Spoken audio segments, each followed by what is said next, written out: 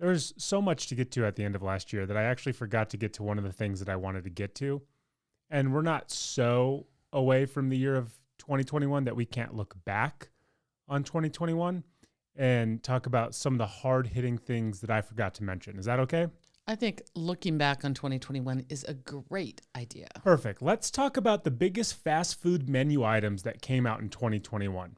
Oh, okay. So there were like big things happening in the fast food arena? Supposedly, here's the bad part about being gluten-free. Yeah. You pretty much don't eat fast food anymore. Now, somebody would say, hey, that's actually a good thing. Is it? Is it? Is it a good thing? Because I like fast food. I don't eat it all the time. I certainly don't consider it a meal. I consider it a treat, right? Yeah. But we rarely, if ever, eat fast food. We talked about it on last week's podcast. It's a double protein style from In-N-Out Burger, or it's McDonald's French fries if and when we pick up a $1 McDonald's soft drink. So we really don't imbibe on a traditional fast food meal anymore. So here's the thing about fast food. I don't really know, I don't go to other places than McDonald's for their $1 drink and then In-N-Out. Dad was feeling really good this week, and I went to get him a burger because that's what he said he wanted. And I know he is the worst eater in the world, and yet he is so self-righteous and obnoxious about McDonald's that if I came home with a Big Mac, he'd have a fit. So I went to the place that was next door to McDonald's, which is called Jack in the Box. And I don't know if you're like this, but you look at menus and you go, no, because of gluten, deep fried, battered. Oh, I don't even look at menus anymore because I just know they're all hard nose. So you're like, no, but then it's like, oh, I'm looking for Dad. I'm not looking for me. Well, that looks like a good bun, and that sounds like a good thing, and I think I'll order this, and I think I'll order that. Which is funny because what you would like is most assuredly not what Dad would like. So I picked Dad's burger and his fries, and I order him a large Diet Coke. And then I realized the large Diet Coke at Jack in the Box is expensive. Yeah. Like $3 or something. Yeah. And so I decide, because McDonald's is right next door, that I'll go get us our $1 Diet Cokes over there. So I go through. Here's the thing to know, everybody. He loved the burger. He loved the fries. I am a testament to this. The Jack in the Box Diet Coke is pretty watered down. Well, yeah, that makes sense to me. But have you ever seen the Jack in the Box employees? The McDonald's Diet Coke is like a strong, great Diet Coke fountain drink. The things that God sing about. They open up the nozzle a little bit more for that syrup. Exactly. So feel free to get your food at Jack in the Box, but go around the corner, if that exists in your town, and get your Diet Coke at McDonald's. And it's only $1. The only thing I eat at Jack in the Box, which is the only things I can eat at Jack in the Box, which was the only things I ever ate at Jack in the Box, were the dollar tacos and the curly fries. Curly fries are good. Curly fries are great. All right, Deb, here are the biggest fast food menu items that came out last year. The first one is something that you will actually enjoy. Chipotle's cilantro lime cauliflower rice. Chipotle added a low-carb rice alternative to its menu. Cauliflower rice, similar to the chain's original white rice cauliflower rice, which costs you $2 extra, is seasoned with freshly chopped cilantro, lime juice, and salt. And with 4 grams of carbs per serving, the new option is perfect for diners who are keto, paleo, vegan, and vegetarian. Love the cauliflower rice, love the cilantro, love the lime, love all that. I don't know, $2 more. Because keep in mind, the rice has already been factored in. They're leaving that amount in and adding $2 more. Sure. Is it worth $2? If I don't know why I wouldn't eat rice unless I was super carb conscious. I feel like rice gets a bad rap, and I just think most people should eat rice. In an entire country, nationalities eat rice, and they're the skinniest human beings in the world. I think that if you feel like you've been veggie deprived, it's certainly a good way to get your vegetables. It's a great filler food. It's a great, you have it every morning. Yep. So I don't know, $2 just feels like a lot, but probably I would succumb at times and do it. Speaking of McDonald's crispy chicken sandwiches. McDonald's revamped their chicken sandwiches, offering it to customers in 3 different forms. In its original form, in the sandwich is topped with pickles and served on a potato roll. The spicy chicken sandwich takes takes it up a notch with a spicy pepper sauce, and the deluxe chicken sandwich comes with lettuce, tomatoes, and mayo. Here's the thing I should have prefaced about this. Other than that rice, we will not have or be able to consume anything else on this menu. So I find it interesting that what did the deluxe have that the regular didn't have? The deluxe had lettuce, tomatoes, and mayo. But what did the regular have? The regular had pickles. Okay, so pickles is such a random thing to put on a Chicken sandwich? It's a very Southern thing. Oh, is it really? Yep. Okay. I think number one, the first one, they're robbing us of what rightfully should have been on there, Fair. which is the tomato, lettuce, and all of that. And then I do think the spicy thing is a thing, like do that. But there should only be two. That pickle thing, no, that's not even a thing. I don't know what the price breakdown is, but if you're telling me that you're going to charge me more money for lettuce, tomato, and mayo, Right. no thanks. I'll take the pickles.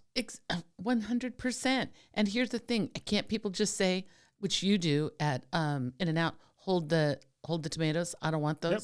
Like, just do that, and we don't even expect our money back from that, do we? Sure don't. No, just charge the price. Popeyes chicken nuggets. Popeyes announced the addition of chicken nuggets to their menus nationwide. The all-white meat chicken breast nuggets are marinated for 12 hours and battered and breaded with buttermilk and fried with their famous chicken sandwich seasoning that started back in 2019. So they have the chicken tenders currently. They do have chicken tenders. So the nuggets, is it like weird pressed meat, do you think? I think everything that is chicken in any fast food restaurant is weird pressed, Okay. finger quotes, Yeah. meat. Are they do they feel like they're not getting enough children? So are they going after the children's market there?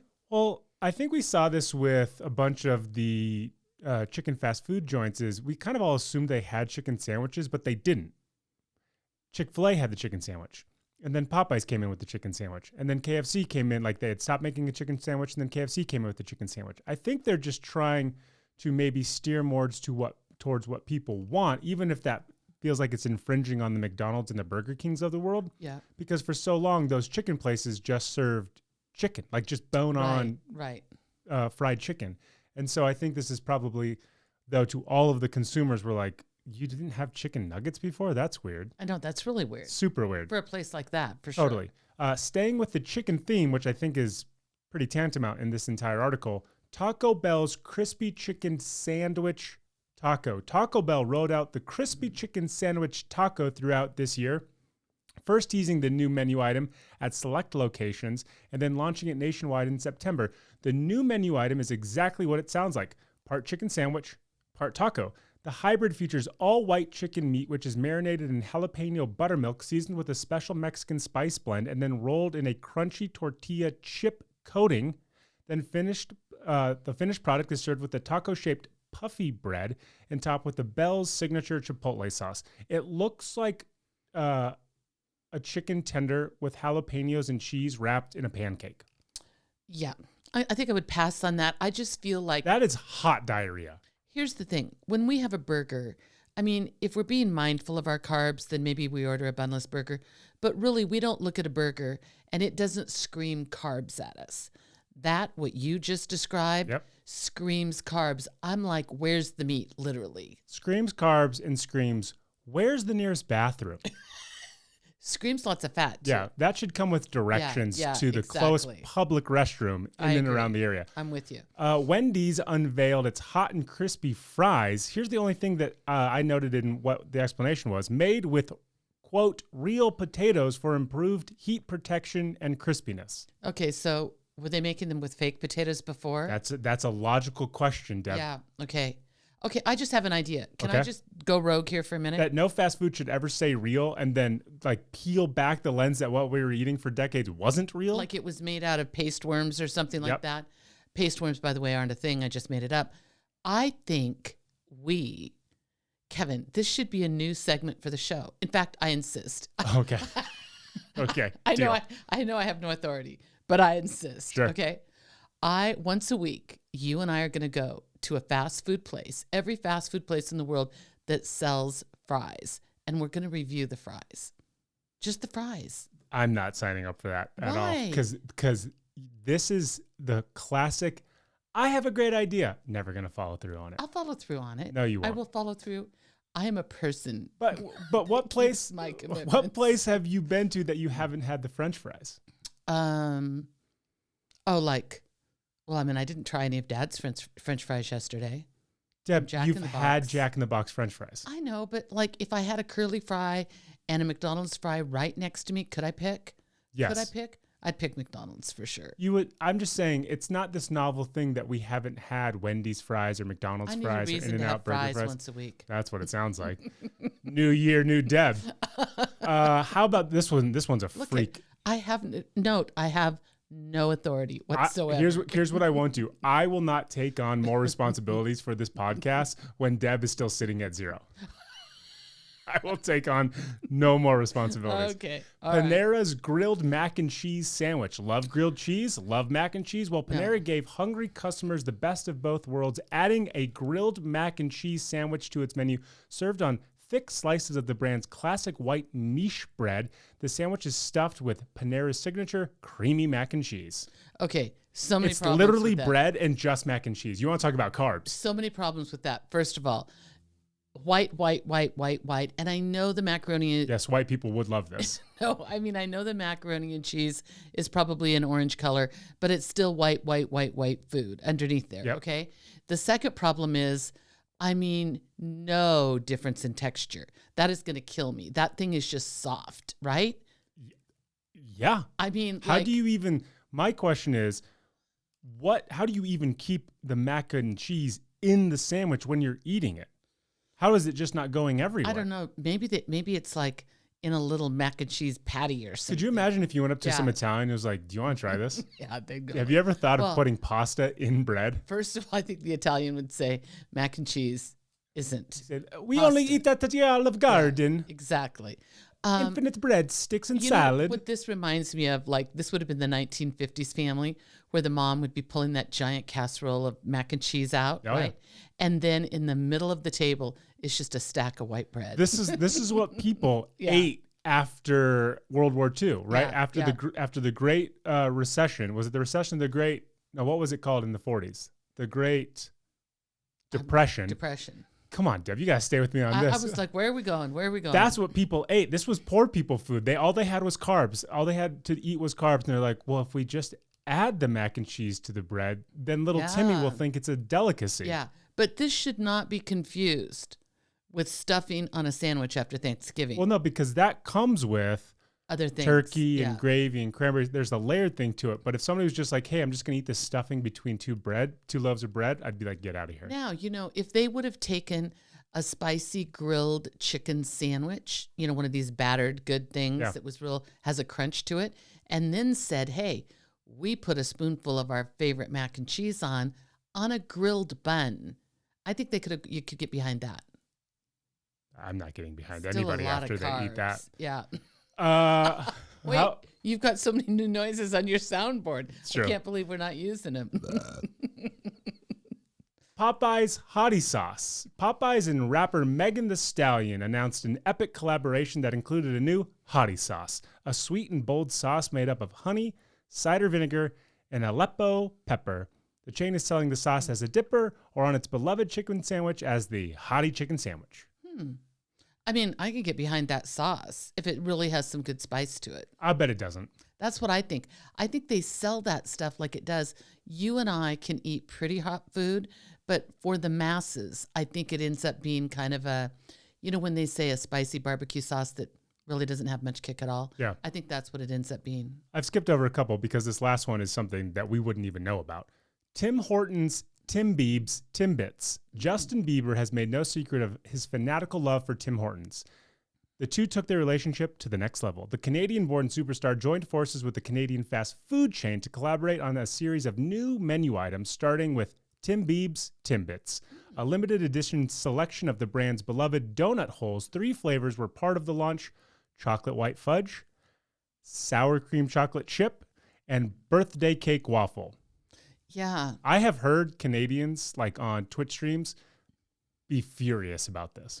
So I have had Tim Hortons. I like Tim Hortons. I'm glad that Justin Bieber is keeping Tim Hortons alive and doing Hopefully some good things for the brand. I don't think anybody needs to keep Tim Hortons alive up in Canada. I think it's super, super popular.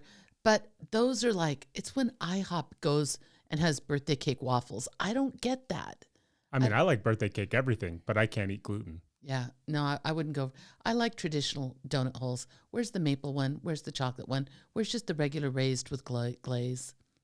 Well, that's not cool and hip and happening. You need the Tim Biebs, Justin Timberlake collaboration to be able to sell those donut holes. Tim Horton, you sold out a little bit on this.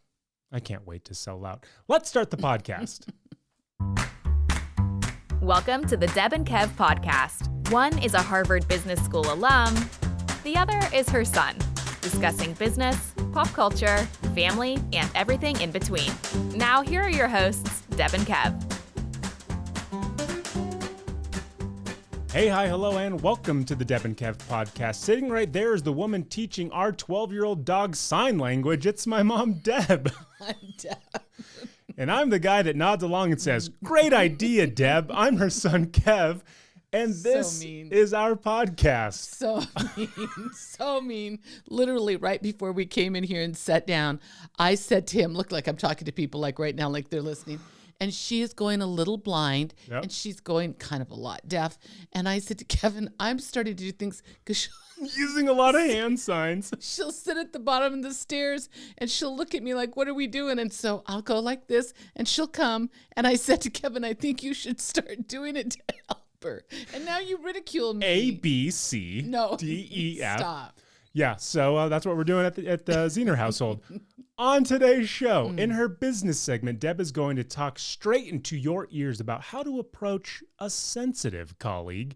And we will read through 3 brand new questions in Dear Debbie. And like a car colliding with a tree, we'll wrap around this whole thing up by telling you what's for dinner and what we're thankful for. Deb, the theme of this show. But first, Deb, the theme of this episode is catching up on things that I was delinquent about. Oh, okay.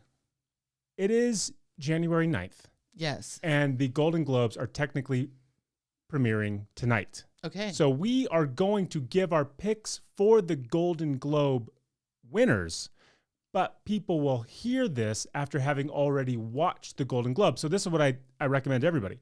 If you've already watched the Golden Globes, then listen with anticipation to see who and what we choose, because we may be right or we may be wrong.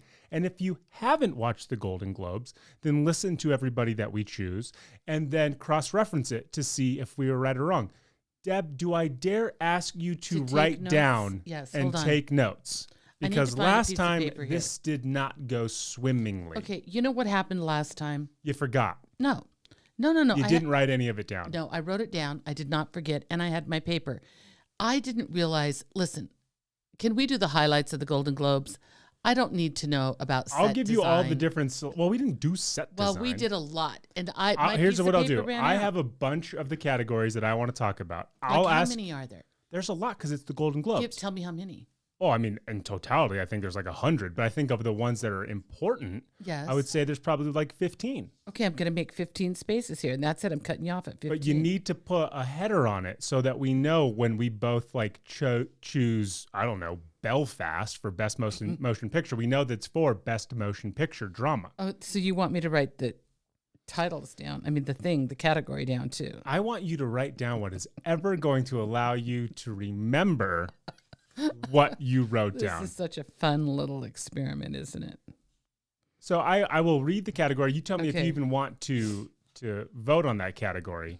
I'm going to go Deb and Kev and category. C is for category. There we go. You know, the other thing is I told her about this like 2 hours ago, but here we are. All right, we're going to start out with the heavy hitters. Best Motion Picture Drama. Belfast, The Power of the Dog, King Richard, Dune, and Coda. I actually have some odds here. The odds on favorite to win is Belfast. So I haven't seen Belfast. I can't speak to it. That's true. Well, I will also preface this by saying Deb and I have maybe seen, 12% of everything that's being nominated. I mean, Dune is getting rave reviews. I've seen Power of the Dog. I thought it was amazing. Yep. I've seen it as well. I'm not going to lie. It's dark, but it's still, the acting in it is amazing. So I'm going to pick really knowing that I haven't seen anything, I'm going to pick Dune. Okay, I'm gonna roll with Power of the Dog. Oh, okay. I'm choosing Power of the Dog. It's on Netflix, by the way. You should all watch it. It's good. It's very good. Best motion picture musical or comedy. We have The West Side Story, Licorice Pizza, Don't Look Up, Tick Tick Boom, and Cyrano. The odds-on favorite, West Side Story. Probably, but I'm going to go with Don't Look Up. I'm gonna go with West Side Story. Are you? I mean, it's so rare that you have a musical actually in the musical or comedy that I think when it's Spielberg and it's a reprisal of something that was super successful, 40 some odd years ago, and everything that I've read about it says it hits it out of the park, I will go with the odds-on favorite. Choosing the favorites, Kev? No, I believe I chose Power of the Dog, which was not the odds-on favorite for the last category. Go ahead. Best actor in a motion picture drama. The nominees are Benedict Cumberbatch for Power of the Dog, Denzel Washington, The Tragedy of Macbeth, Javier Bardem in Being the Ricardos. I always mess this guy's up. Mahershala Ali for Swan Song, and Will Smith, King Richard. Odds-on favorite, Will Smith, King Richard. I saw Will Smith. Saw Will Smith. Saw Javier Bardem. Yep, you saw Cumby. Saw Cumby. My pick is Will Smith. Really? My pick is Will Smith because I think he was such an unlikable character in that, yet he carried the movie by being fairly unlikable in King Richard. Plus, I think he's due. I think after a certain amount of time in Hollywood wants to give its most prized stars some hardware, and this is an easy role to give Will Smith. Okay, then we'll both go Will Smith. Best Actress in a Motion Picture Drama.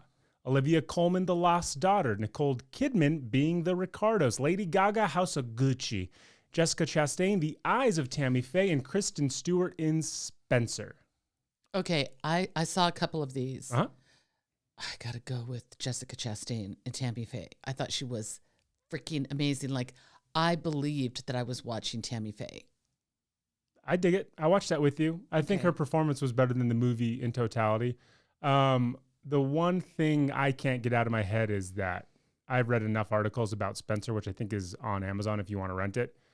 It's a retelling of the Princess Di story. Loosely, I don't think it's any way affiliated with anything. Like it's not meant to be about Princess Di, but it's just like a side story about it. I'm going with Kristen Stewart. Okay. Kristen Stewart of Twilight fame, going to pull down some Golden Globe nominees. Okay. Best Actor in a Motion Picture, Musical, or Comedy. We have Peter Dinklage in Cyrano, Leonardo DiCaprio in Don't Look Up, Cooper Hoffman in Licorice Pizza, Anthony Ramos in The Heights, and Andrew Garfield, Tick, Tick, Boom. I only saw Leonardo DiCaprio and Andrew Garfield, I think. Yep. Both on Netflix. Yeah, both on Netflix. And I remember remarking to you about Leonardo DiCaprio, like suave guy was gone. Yeah, big nerdy, was he astrophysicist? Yeah, anxiety-ridden stranger. Yeah, I'm going to go with Leonardo. I loved Andrew Garfield in the new Spider-Man movie, spoiler alert. I also liked Andrew Garfield in The Eyes of Tammy Faye. He was really good. I haven't seen him in a lot lately, but I did see him in Tick, Tick, Boom, and I kind of begrudgingly turned that movie on because I'm not a huge musical guy. I thoroughly enjoyed him in that movie. I thought it was really good. So I'm going to take Andrew Garfield, who is also the odds-on favorite. I'm running a lot of chalk here right now. Best Actress in a Motion Picture, Musical, or Comedy, we have Rachel Ziegler in West Side Story, Alana Haim of the band, all-girls sister band, Haim, in Licorice Pizza, Jennifer Lawrence in Don't Look Up, Marion Cotillard in Annette, and Emma Stone in Cruella. I don't even know. What's the odds-on favorite? I think the safe pick is Rachel Ziegler in West Side Story. Okay, I'm taking her then. Take it with us. We're doing it together. We're going to forego supporting actors and actresses. Do you want to do directors? Sure. All right. Best Director Motion Picture. Jane Campion, The Power of the Dog.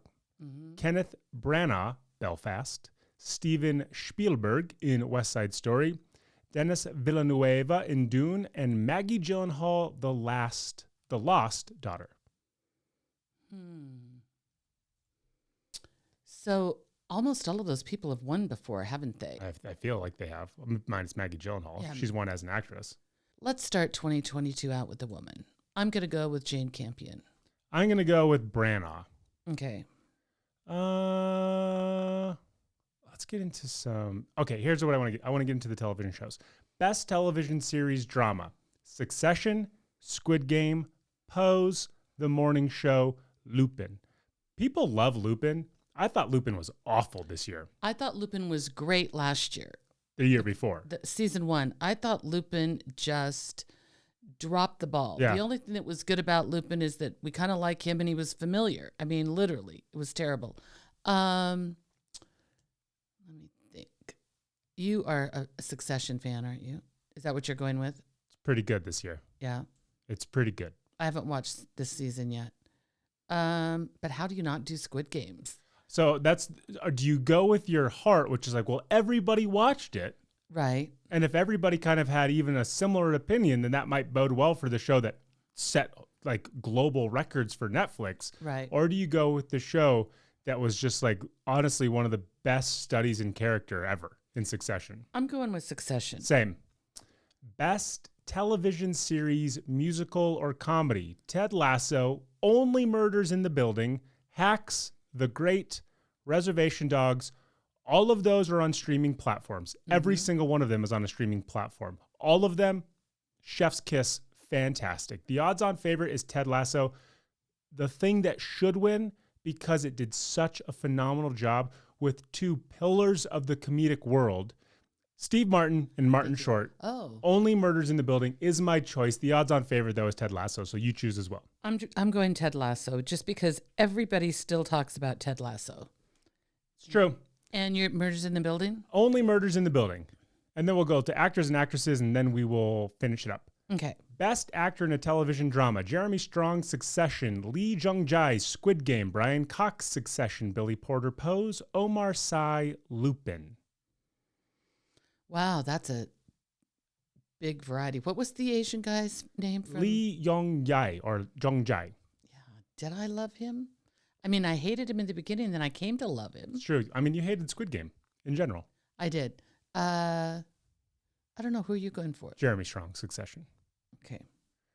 Jeremy Strong. Best actress in a television series drama: nominee MJ Rodriguez, Pose; Christine Baranski, The Good Fight; Elizabeth Moss, Handmaid's Tale; Uzo Aduba, In Treatment; Jennifer Aniston, The Morning Show. I don't think I have watched any of these shows, which is ironic because I watch a lot of shows. I'm going to go. MJ Rodriguez is the odds-on favorite.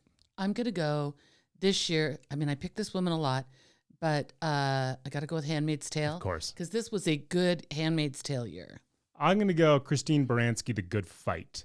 I like her a lot. Oh, I love her. Okay. Best actor in a television series, musical or comedy. Last two: Jason Sudeikis and Ted Lasso; Steve Martin, Only Murders in the Building; Martin Short, Only Murders in the Building; Nicholas Hoult, The Great; and Anthony Anderson, Blackish.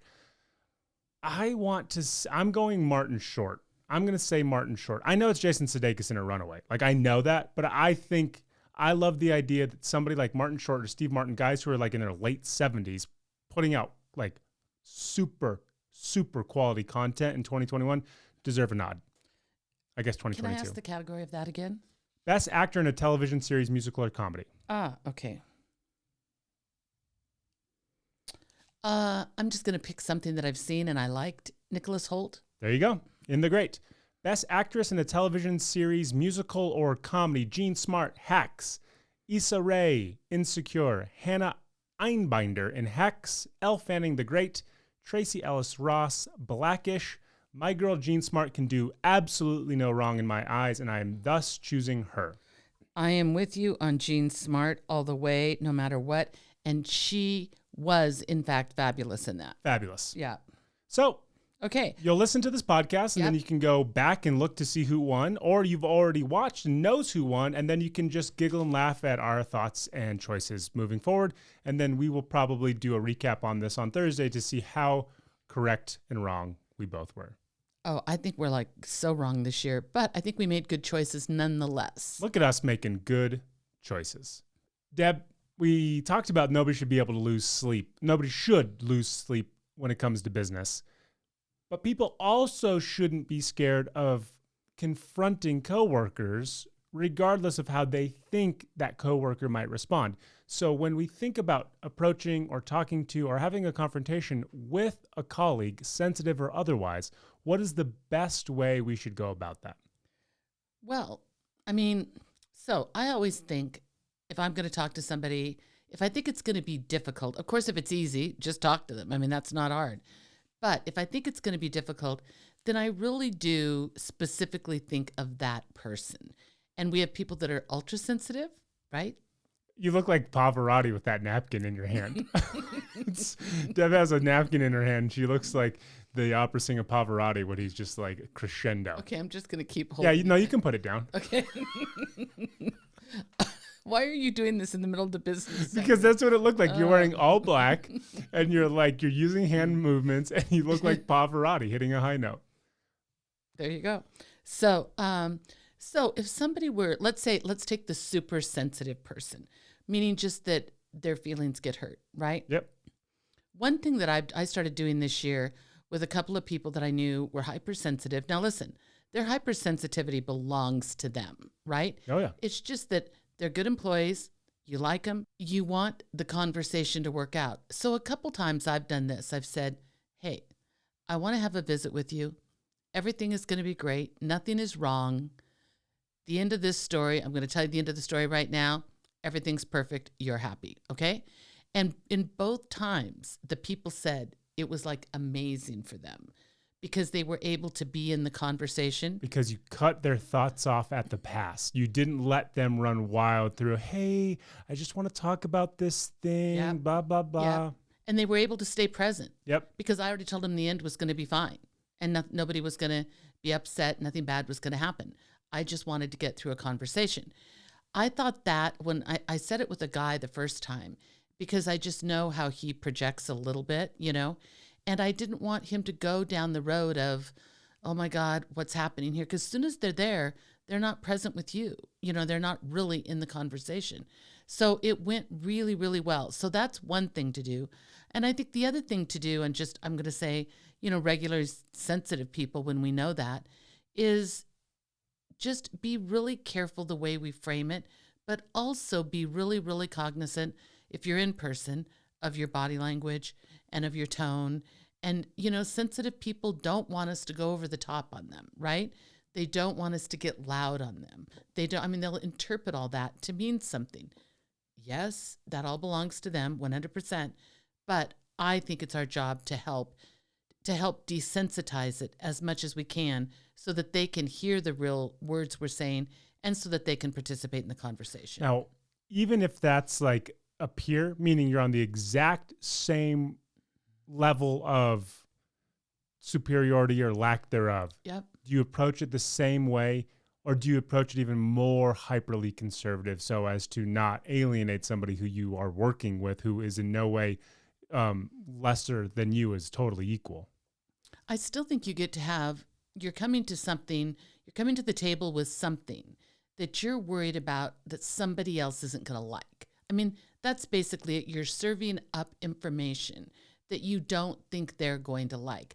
I'm not saying they have to buy into it. I'm not saying they have to do it, but you're looking to serve this information so that there is a peaceful response. And if there is a buy-in, if that's necessary, you want that to happen as well, right? So, I think it's the same with a colleague. I think it's the same with a peer. I think that if I know that somebody is super sensitive I'm going to say this, and how do we know that? A lot of times people will tell us, I'm just super sensitive. I get my feelings hurt easily. People will say stuff like that. But often the way they tell us is that they will remark on how other people treat them, how they don't like it, or they're super sensitive to tone, or they hear something in a meeting that you don't even hear, right? Like they put something on it, some layer on it.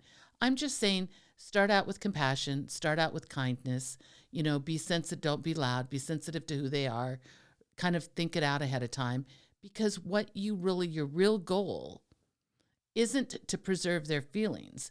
Your real goal is to get them to hear you and stay in the conversation with you But if their feelings go sideways and take a big left turn, they're not going to be able to do it.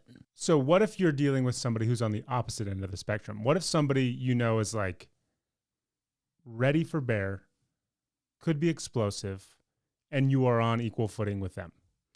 I think the hard thing about that, because those people are often ready for bear for something that you were never even involved in, or something that could have happened between the two of you, but it was eons ago.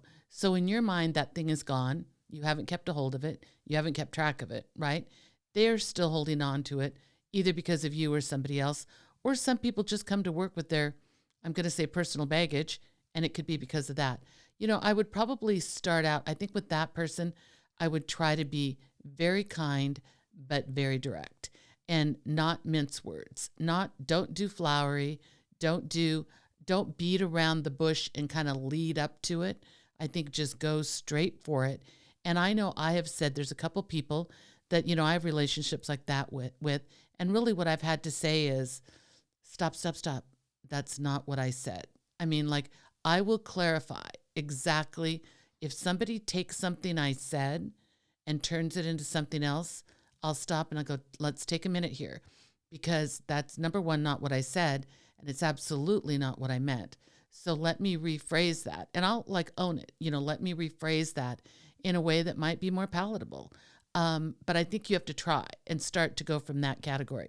You know, here's the truth. And we've talked about this before. We talk about leaving your baggage kind of outside the door of work. But, you know, a lot of our emotional makeup is what I'm going to call it. I mean, gosh, that travels with us everywhere. And, you know, hypersensitive, whether it's in a defensive posture or whether it's in a hurt feeling, you know, posture. I mean, hypersensitive is hypersensitive. I think the way that you move people through it quicker is for you to be sensitive to it.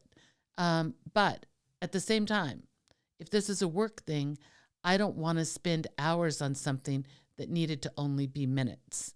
So the other part I would say is weigh productivity in there a little bit, you know. I'm trying to think of the situations without going to either extreme of, well, somebody's too sensitive or somebody's volatile, because those are not often the cases. But just talking to someone who you know is a peer, if you have a good relationship with them, then you can probably say like, hey, you know, this thing was due like 2 days ago and my name's attached to it. Can we like finish it now? And they won't take offense to that, right? But I'm trying to think of the things, just because I don't like work with people on the day-to-day, that could become an issue. Like, I guess the argument could be, if you become too friendly with somebody, having that conversation about, hey, like, I feel like I'm doing 90% of our work and this is like supposed to be a team thing. Or, you know, you put my name on this project and this was like a C- level effort attached to this. Like, can we talk about that? How do you approach those conversations with somebody who you actually have a rapport with outside of the workplace? So I do think, like what you just said, might not be the most perfect way, because, I mean, that's getting right to it, right? But, you know, so if I know that somebody I work with all the time, and I think, I mean, you know, you and I know, we know the good things and the bad things about each other because we work together, right? So we know that you're going to do something right away, check it off. We know that I'm going to probably wait to the last minute and then do it. We know that about each other. Here's the thing, though. You will often, you know, like make a random little joke or something because I allow you to do that, because it doesn't hurt my feelings, right? And say, so we're going to get that done by tomorrow, right? Yeah. I mean, and so that reminder comes in. But what I normally don't do is miss the date. I mean, ever. So I think one of the things is, like, you can say like, hey, Deb, you know, I'm telling you, the way you do it makes me nervous sometimes. And I would look at you and go, Kev, you don't need to be nervous. I've never missed the date and I'm not going to miss the date, right? Yeah. Then we had a real exchange, okay? If it's the kind of thing where I've really missed the date, I mean, if that has happened, then you need to be able to say, if you know this about me, don't wait until I miss the date. You need to say something. I know there would be people that would say, hey, that's not his responsibility. You're right, it's not, but he's the one that's super sensitive about the meeting of the date, because there's a sensitivity on your part too, right? Well, of course, my name's attached to it. So there is that piece of it of, like, I think if something like, if you could say, hey, it's due on Thursday, Could you get it back? Could you get your part to me on Tuesday so that I can review the whole thing before we send it in? I think that's the way to go on stuff like that. But I do think if you work together all the time at work and you're in a team environment, I don't think it's much different than a family. You get to know each other's strengths. You get to know each other's weaknesses. You should be able to some degree, without being mean or sarcastic, kind of make a little joke about it or say something without the world ending if you're really working in a team environment. And then, the best thing, if you try to talk to somebody and it really doesn't work, the best thing to say is, how can I do this? How can I say this next time? I don't want you to be upset. I just want to be able to communicate this and have us be okay. But what is the best approach? And I think we just ask people, and then they have made a commitment. As soon as they say their thing, they've made a commitment and they've picked a style. And then we get to do that. And guess what?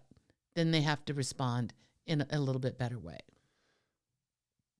Put a bow on that for us. I was going to try to summarize it, but you're going to be able to summarize it better than I can. So I think we do need to be sensitive to everybody's idiosyncrasies, just like we would want people to be sensitive to ours. So I'm just going to say the approach, the takeoff matters. Do you know what I mean?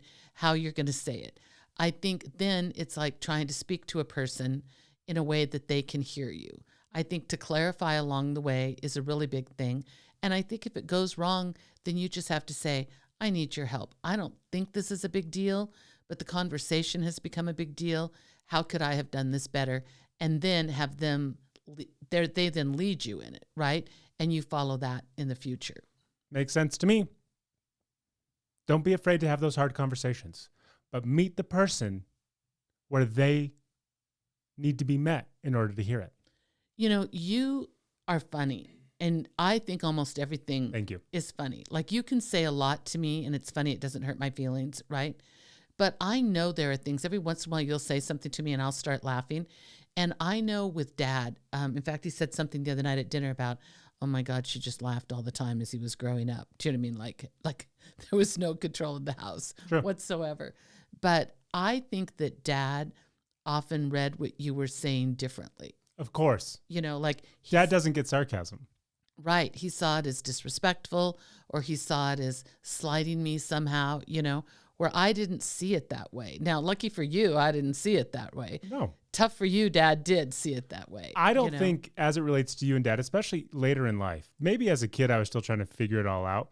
But I think I wanted to say what I wanted to say, but in a way that wouldn't cause mass hysteria in this house, which Dad sometimes could be a powder keg. So I wouldn't try to do the jovial jest thing with him. Oftentimes I would just avoid him.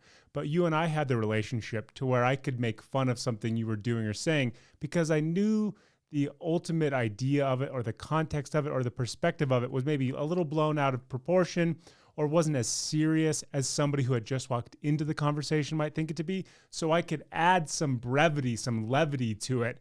And you would know that the intention wasn't lost on me, but that the joke was like a kind of an affirmation that I understood it.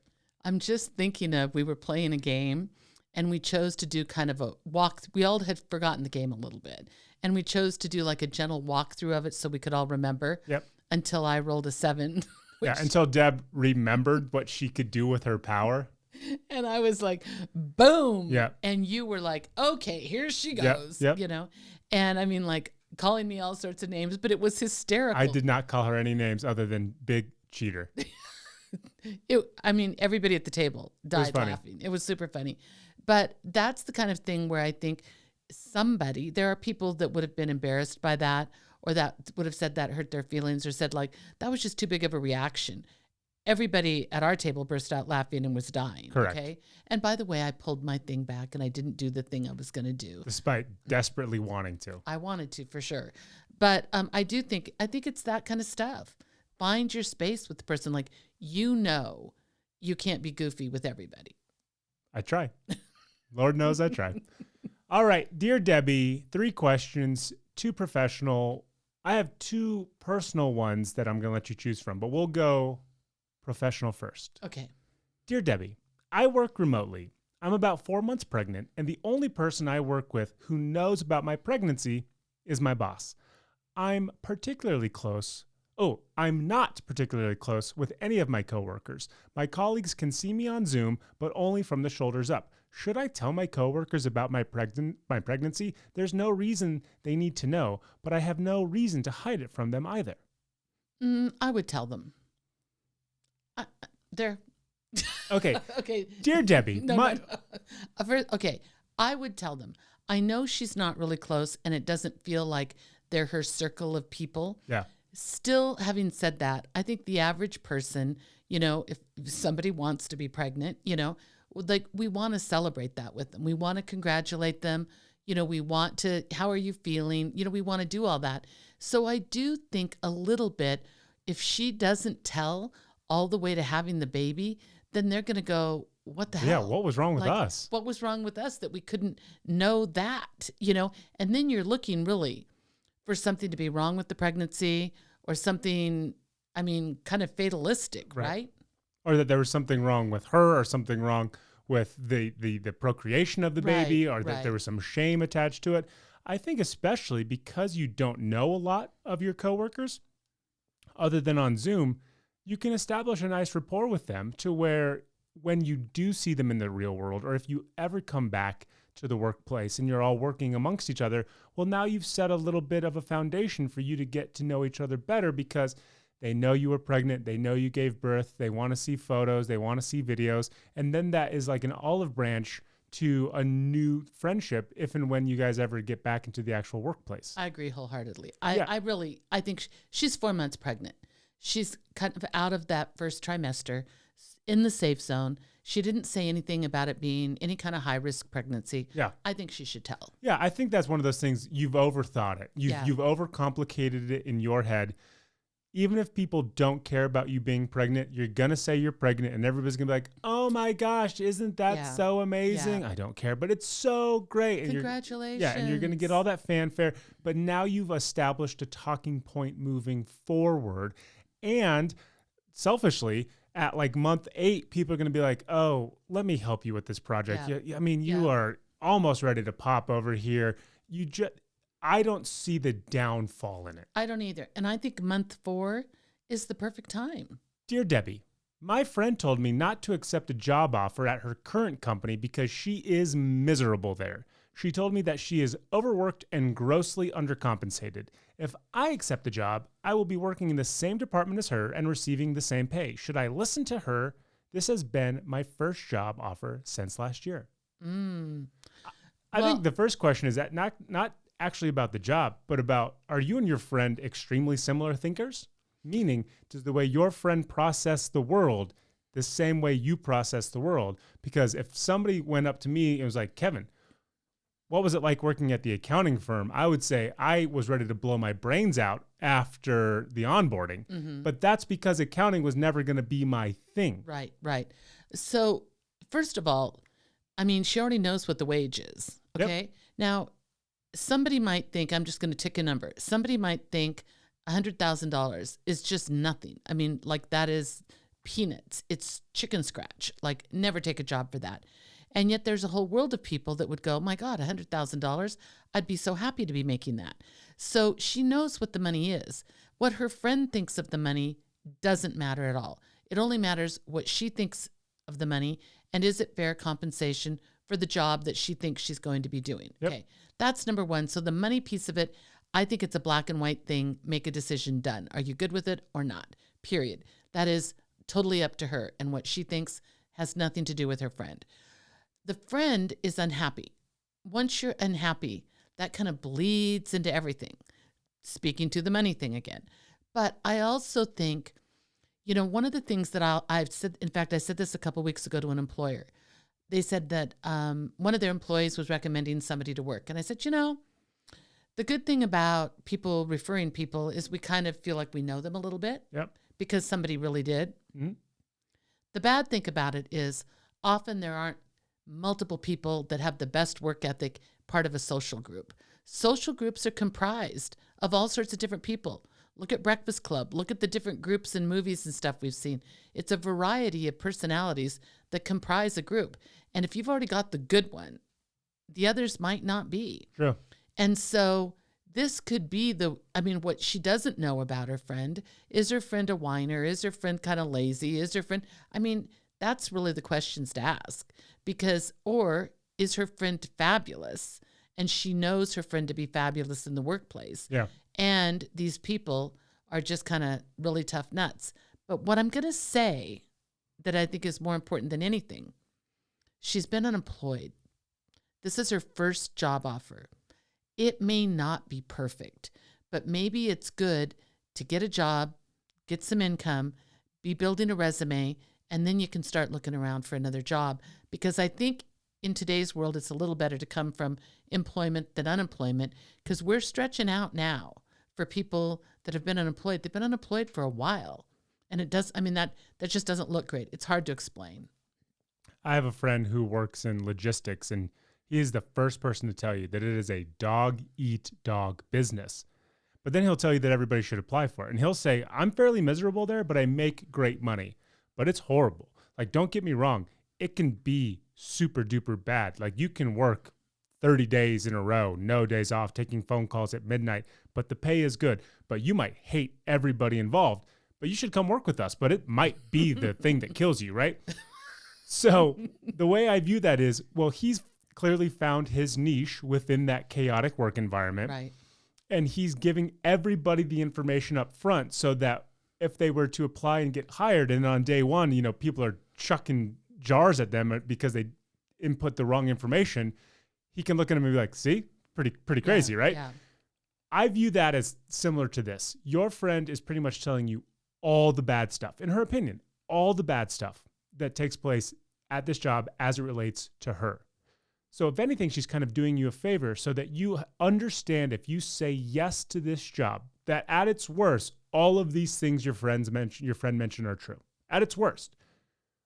Now, your friend could be wrong. Your friend could have been there for too long. Your friend might be picking the fly ass out of the pepper. Your friend might just have a sense of entitlement that you don't. And when you show up there after 90 days, you're like, this is like the greatest place in the world because it fits you.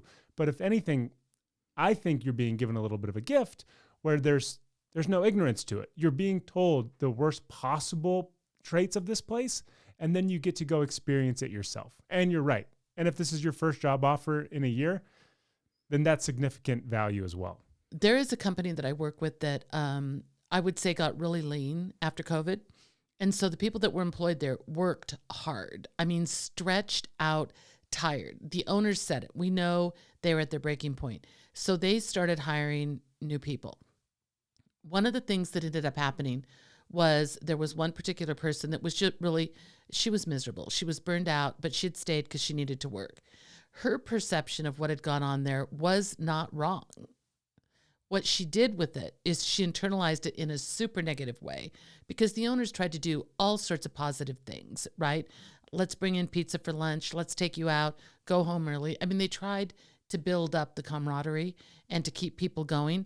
But financially, they had a place where they couldn't, hire new people. They're now hiring all the new troops. All the new troops are coming in. And one of the things that I said is we need to say to everybody, hey, help is coming. Help is on its way. Help needs to be trained, by the way, needs to be hired, need to be trained, but help is here. So in this scenario, for the girl that says, this is a terrible place to work, the management is awful, she can be one of those burned out people that stuck it out through COVID. And that her situation is real, but that this new person coming in, their situation is going to be different, but real as well. And both of those things can exist next to each other simultaneously. Choose your own adventure. Do you want a long-winded question about helping a potentially over-obsessive friend, or do you want a shorter question about the intricacies of family and gift giving? Oh, let's do gift giving. Gift giving it is. Dear Debbie, we mailed a birthday gift to our granddaughter, and our daughter arranged a video call to let us see her open the present. To our surprise, our daughter admonished us for not sending a gift to our grandson so he would not feel left out. She stated it was proper gift-giving etiquette to send a gift to our grandson even though his birthday is in June and our granddaughter's birthday is in March. She said this to us in front of her husband and our granddaughter. This was embarrassing to my wife and myself. We have never heard of this etiquette rule. Was our daughter correct? We love our grandchildren very much, and it is our belief that we did the right thing. I think that your daughter is inconsiderate, and I think she's wrong. And I think she's terribly disrespectful. Yeah. Who gets gifts when other people get gifts? Everybody, I mean, so if it's your To be fair, this is two only children talking yeah, right two now. only children. But I mean, like, if it's your birthday and somebody comes to the house for dinner for your birthday, are they supposed to bring Dad and I presents I just have my too? hand out. And Yeah. where's my gifts from my parents? That is the most ridiculous thing in the world. Here's the thing. If she's trying to like protect her little boy's feelings, chump up guy. I mean, come on. Or you buy him a gift. You buy him a gift. I mean, but wait, this kid can't get through a day that isn't his birthday and not get a gift? Like, come on. Way too fragile. I would look at the emailer and I would say, you failed as a parent because you raised this kid and now it's systemic that your daughter, who you raised, she's yours, somehow believes that her son's birthday, which is 3 months after the granddaughter's birthday, is entitled to a gift simply because your granddaughter was born. Well, wait. And she's going to be so disrespectful to admonishing him in front of the children, in front of her husband. Yeah. Like, that's crazy. And that husband's a cuck. That guy doesn't say anything. Yeah, he should. He's just going to be like, you're right, sweetheart. Our kids do deserve more. You should yell at your parents. I mean, if that had been me, now, I don't think I would have said anything with the children listening if I were the grandparent. Yeah. But when we hung up, I would have dialed back. I would have broken the phone. I would have dialed back so fast and said, what the hell? You're still my daughter. I don't know where you're getting this stuff. Pull it out of your ass and don't ever speak to me like that in front of your husband and in front of your children or ever. And if you have an issue with us, speak to us privately. And by the way, people get presents on their birthday. That's when they get them. And that's how it's going to go.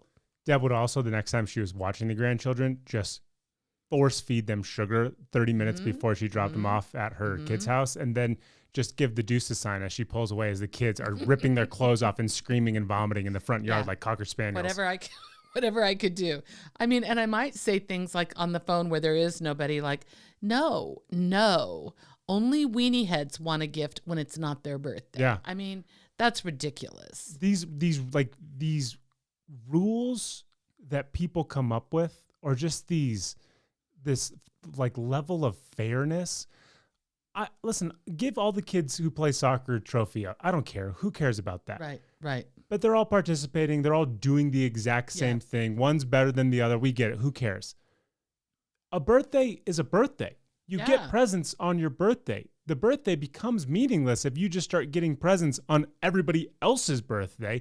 And plus, what horribly entitled children are you going to raise when they become adults and all of a sudden they're not living together and they show up at a dinner party and it's his sister's birthday and everybody brings her gifts and he's 25 being like, where's mine?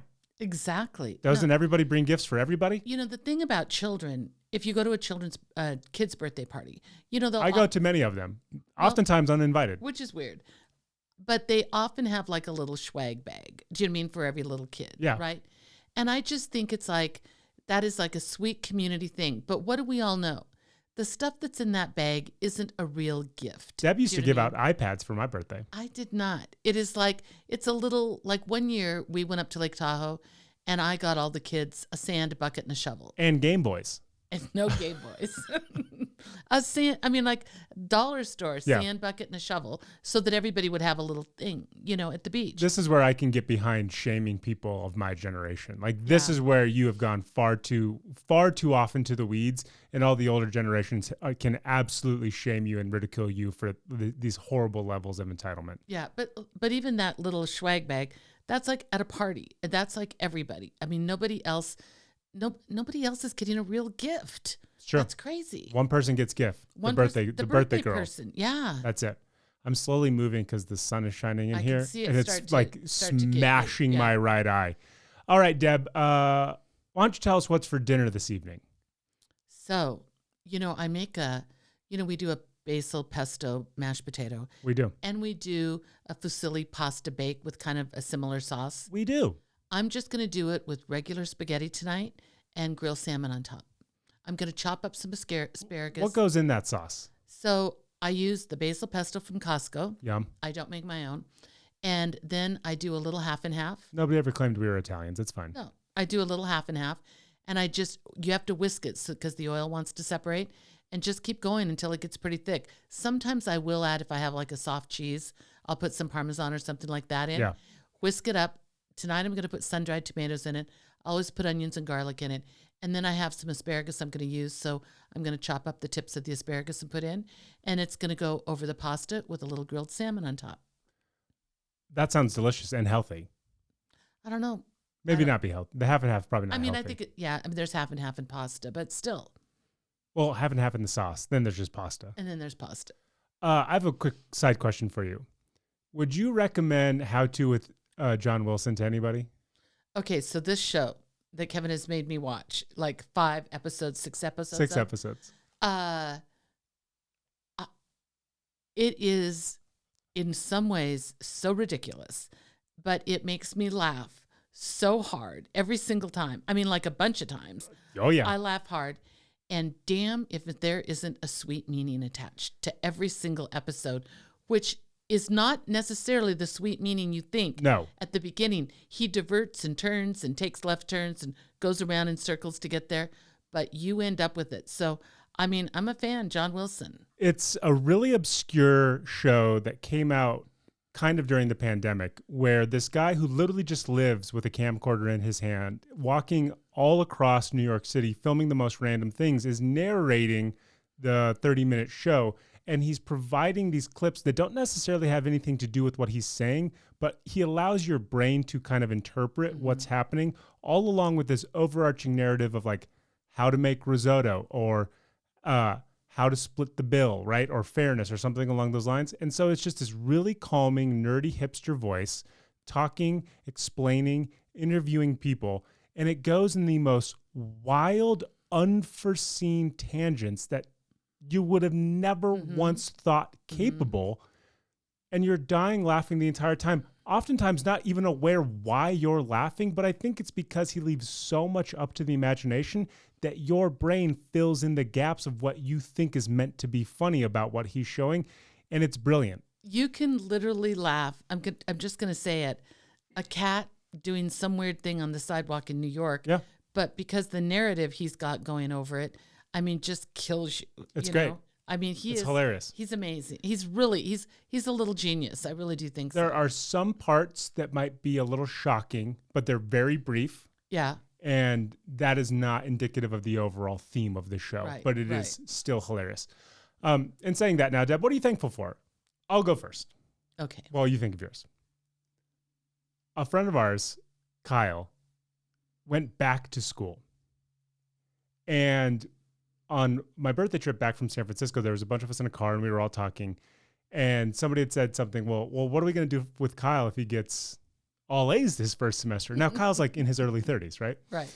And Kyle has been to college. Kyle's been to college. Yeah. Kyle's had careers. Kyle is a professional. And the conversation turned to, so what happens if Kyle gets good grades? This is all of his friends talking about it. And somebody said, well, we should take him to a fine dining establishment. And immediately, and I don't know who said this, but the first restaurant that was spit out was Outback Steakhouse. Oh, no. No rules, just right. And so we all said, perfect. When Kyle gets his grades, we will, and if they're A's, we will go out and we will celebrate and treat Kyle to an Outback Steakhouse dinner. So he got his grades in his very first semester back in school. And I don't even remember what he's going to school for. I think it's like radiology tech. No. He's going to school for something radiology related that takes like multiple years. I don't know. Not a doctor, not a radiologist, a doctor of radiology. Is that a thing? That is a thing. I should have listened better when he was explaining it. Dr. Kyle, does that sound right? Sounds terrifying. Okay. He got his grades back and he got a 3.931. And we were all so unbelievably happy with him. We were a little disappointed in the B+. So we pulled him aside and we said, we have higher standards for you. Yeah. We want you to apply yourself a little bit more. Yeah. But we still love you. Yeah. We are still so proud of you. Yeah. And Outback Steakhouse is still on the menu. We went to Outback Steakhouse. We had such a great time. Before I went, I looked at you and I was like, I don't even remember the last time I went to an Outback Steakhouse. Me either. Hasn't changed. Nothing has changed. It's the exact same place that it was, I'm assuming 15 years ago when I went there last. The ambiance, the food, the servers, all the same. Am I right at Outback? They have like a blooming onion. Oh, they bloom that onion, baby. They have blooming onion, blooming shrimp. They're going to try to upsell that at the table. Oh, it was bought. Oh, okay. And then do you purchase all the sides separately from the steak? How does it go at Outback? So it's way more expensive than you would think. Yeah. Outback Steakhouse, though, it's a chain. Costly. Okay. Costly. So they have like certain steaks that come with like a baked potato, but then you can do the, what do they call it? A la carte options where you can do like green beans or shrimp or something like that. Okay. But it was so much fun. I loved the idea that we're celebrating a friend who's having newfound success in education.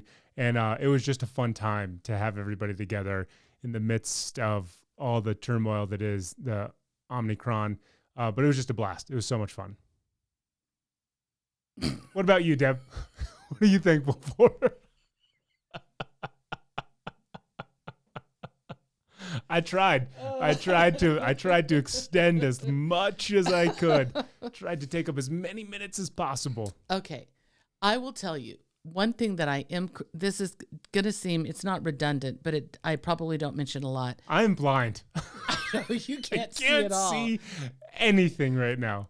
This morning, I woke up and Izzy was on the bed and she scooted over with her face to me and just looked at me and I was petting her and petting her and petting her. And you signed to her, I love you.